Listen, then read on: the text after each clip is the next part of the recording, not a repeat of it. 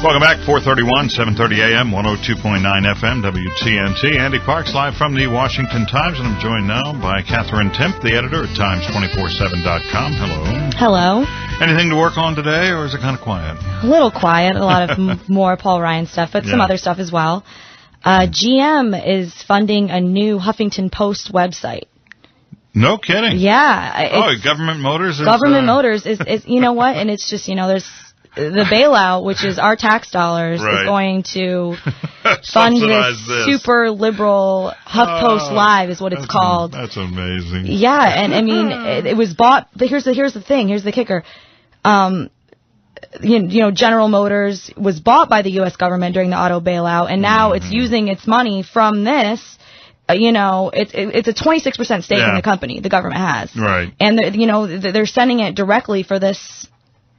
Look, we all know what's happened here. General Motors was bailed out to the tune of somewhere between $80 billion and $100 billion. Mm-hmm. They're not going to pay back at least $25 billion. That's what we discovered today, because that was revised upward a little bit. A couple more billion than we thought, yep. Okay, so we're not going to get that. But in the meantime, General Motors continues to spend money on all kinds of projects, including the Chevy Volt that's costing us an arm and a leg. I think it costs $41,000 to build a Volt at the factory, and they sell it for $41,000.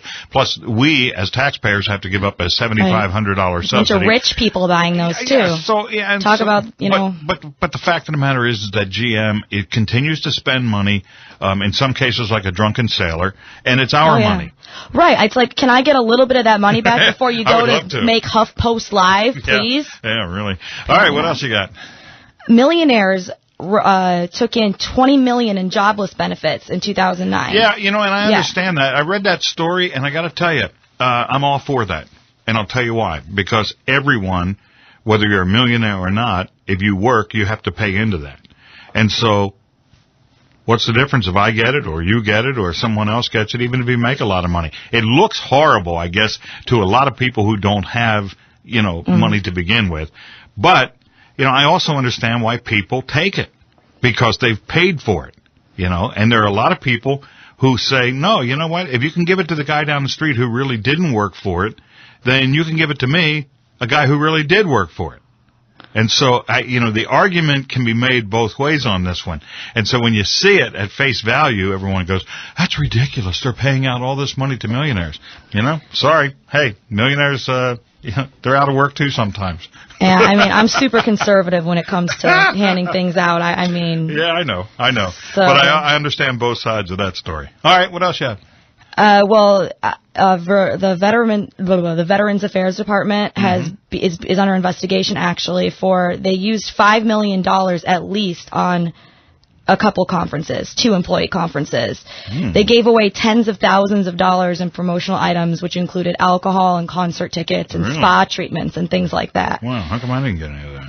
I don't know. I guess I wasn't part of it. I guess you didn't go to the conference. Yeah, I guess not. It's more of the same with, the whole GSA thing. It's obviously happening in more agencies than have been reported on. What? We waste money in the government? Right, You're kidding me. That never happens.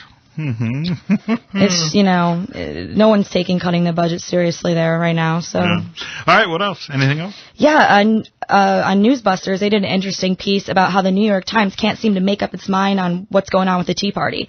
They'll call it, if they want to scare people, say it's, growing in momentum, and or if they want to make it look like it's not, they say it's dying, waning support within a matter of weeks. So they put all these articles next to each other. Yeah. And it's just really interesting to see how they will change their wording to fit their purposes.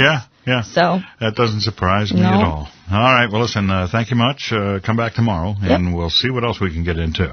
Times 24/7 editor Katherine Timpf. Go to Times247.com. You'll get a complete rundown of all the big stories from all around the world. 4:35, 7:30 a.m., 102.9 FM, WTNT.